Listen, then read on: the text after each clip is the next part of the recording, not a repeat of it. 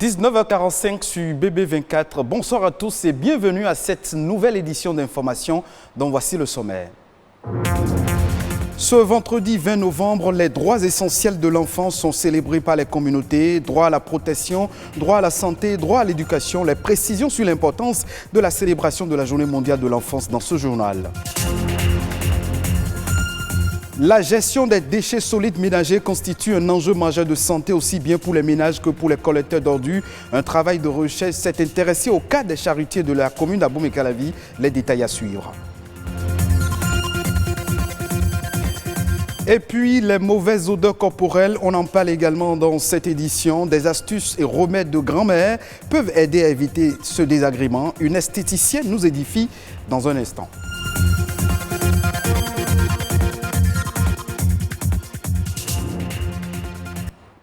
Le 20 novembre 1959, l'Organisation des Nations Unies adopte la Déclaration des droits de l'enfant et le 20 novembre 1989, la quasi-totalité des États membres de l'Organisation des Nations Unies ont ratifié la Convention internationale des droits de l'enfant. Ainsi, une journée mondiale de l'enfance a été instaurée et vise à attirer l'attention sur un enjeu important, le bien-être des enfants du monde entier. Chaque année, le 20 novembre nous rappelle que l'humanité doit donner à l'enfance ce qu'elle a de meilleur, nous dit Rodrigue Bababito dans cet élément.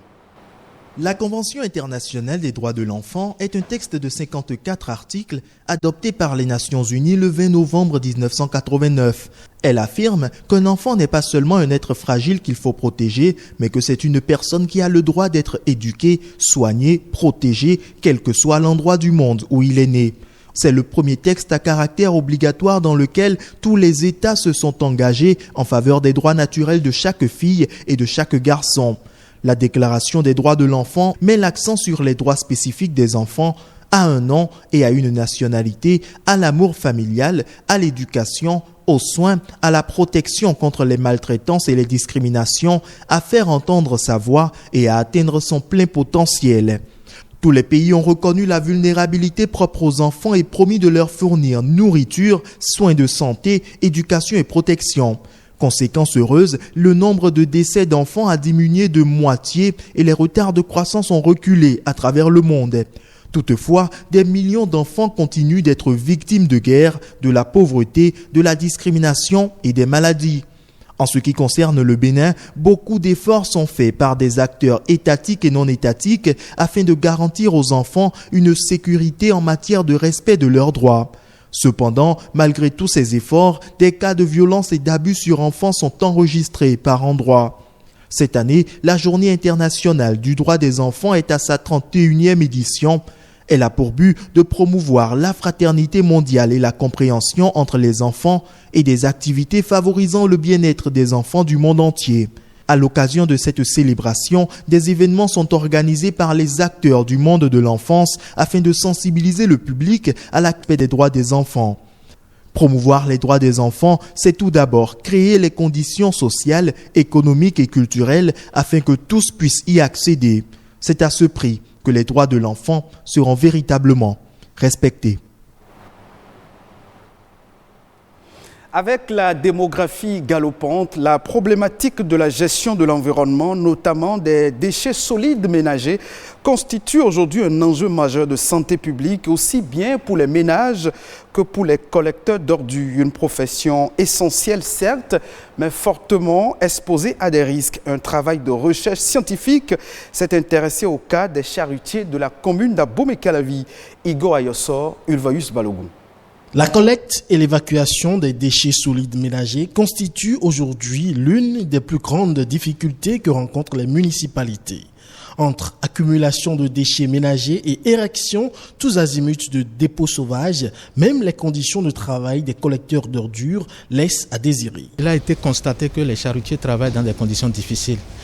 Ils utilisent des outils qui sont à la limite rudimentaires et parfois eux aussi ils ont des comportements qui les mettent en situation dangereuse.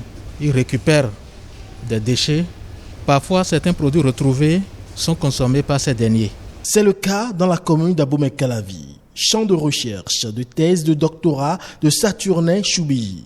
Dans ses travaux, il pose la problématique des conditions de travail et santé des charretiers du système de précollecte des déchets solides ménagers. Près de la majorité des charretiers, à raison de 48,2%, a été détecté souffrant d'affections sinusiennes. Et en dehors de ces affections, il y a eu d'autres, une grande majorité qui souffrent également des insuffisances pulmonaires. En dehors de ça, il est constaté qu'une forte proportion de ces acteurs, de ces collecteurs de déchets souffrent de l'hépatite B.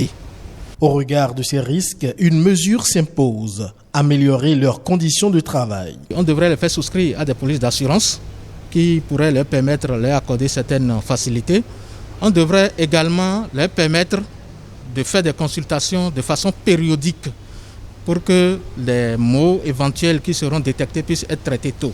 Ceci parce qu'il a été également constaté que la plupart ignorent la dangerosité des déchets, c'est-à-dire des déchets qui sont précollectés.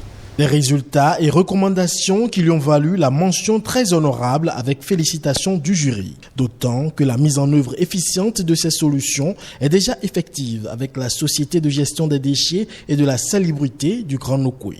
Actuellement, les déchets ne sont plus ramassés comme cela se faisait. Les déchets sont ramassés avec les sociétés, les ONG, les sociétés de gestion en sous-traitance, mais c'est au poids que les déchets sont payés. Du coup, il y a amélioration du système et il y a des contrats qui sont signés directement avec ces sociétés-là et les clauses de contrat font qu'ils sont obligés d'améliorer les conditions de vie des charretiers. Et il n'y a plus de charretiers en tant que tel actuellement.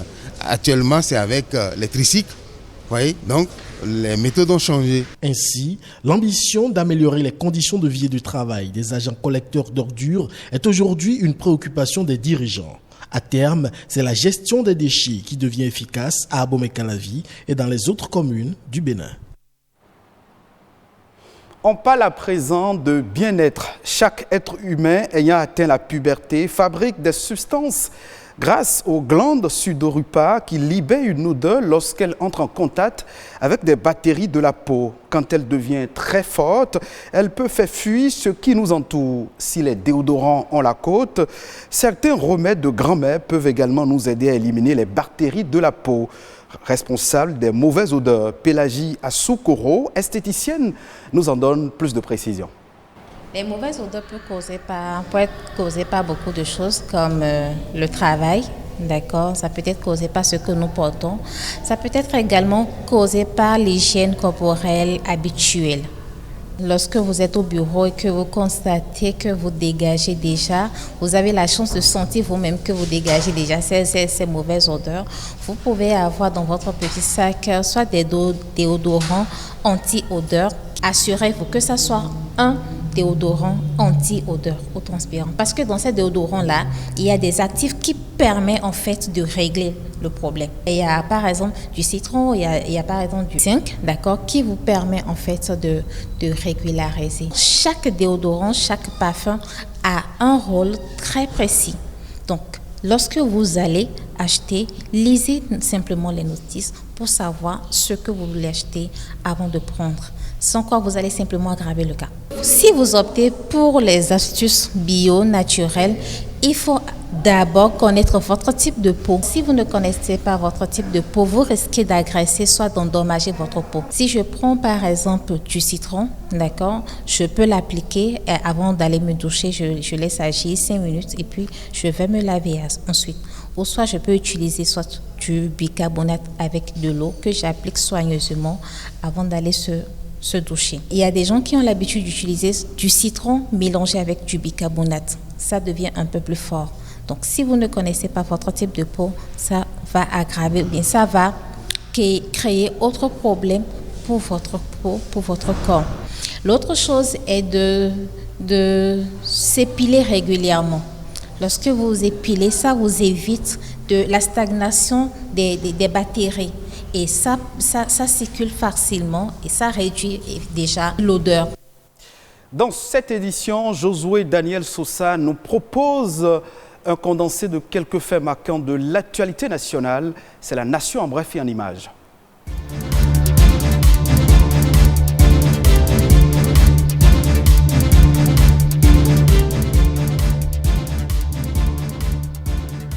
Promouvoir la filière soja comme un pilier de la croissance économique du Bénin.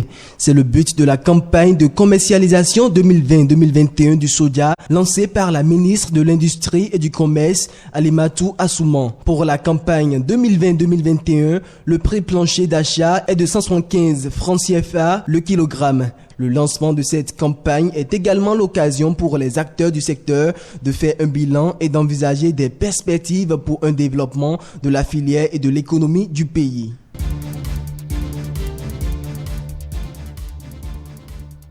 Le Bénin opte pour une bonne gestion judicieuse des missions officielles. Ceci à travers la mise en œuvre du système d'encadrement de missions officielles. Une plateforme qui vient répondre aux divers cas de détournement des fonds liés aux missions officielles relevées par les rapports d'inspection et qui vise l'efficacité et l'efficience des dépenses publiques. C'est un projet qui prône la transparence dans la gouvernance de l'État, la bonne gestion des ressources publiques et la transformation digitale impulsée par le ministère de l'Économie et des Finances.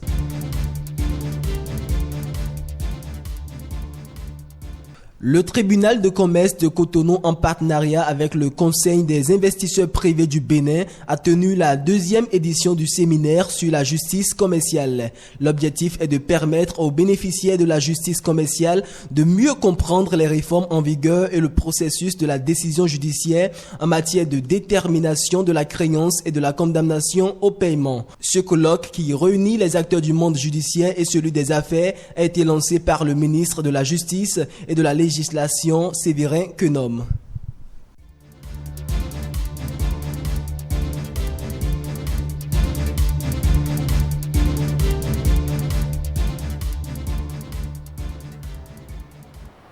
C'est la fin de cette édition d'information. Merci de votre fidélité. Retrouvez ce journal en replay sur le site de l'ORTB, www.ortb.bj.